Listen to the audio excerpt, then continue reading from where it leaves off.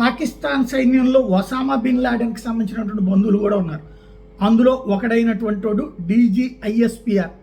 వాడు తాజాగా ఓ హెచ్చరిక ఏంటంటే, భారతదేశం కనుక సింధు జలాలు ఇవ్వకపోతే భారత ఊపిరి తీస్తాడంట.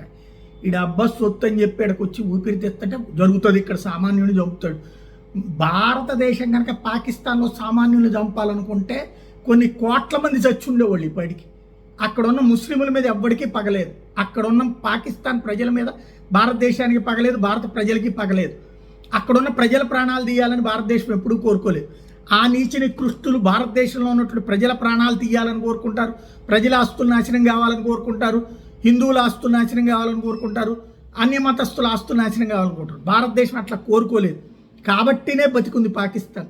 ప్రతి భారతీయుడు కనుక పాకిస్తాన్ నాశనం అవ్వాలి, పాకిస్తాన్ వాళ్ళందరూ చావాలని కోరుకుంటే ఏడాది సర్వనాశనం అవుద్ది, బూడి తప్పించి ఏం మిగలదు. ఈ దరిద్రులకి ఆ బుద్ధి అయితే రావట్లేదు. నోటికొచ్చిన కారు కూతలు కూస్తూనే ఉంటారు. వీడు కూసినటువంటి కూత ఇది.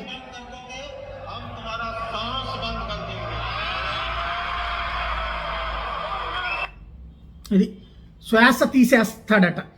ఎంతసేపు వీళ్ళ శ్వాసలు తీయడం, పెచ్చెదవలు ఈడ్చిపెట్టిదంతే.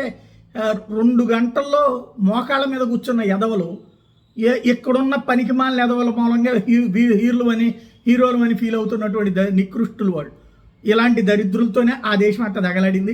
ఆ పక్కన హే హే అని అరుచుకునేటటువంటి పిచ్చి కుక్కలు ఏవైతే ఉన్నాయో ఆ కుక్కల మెంటాలిటీనే ఈ దరిద్రులకి ప్రయోజనం.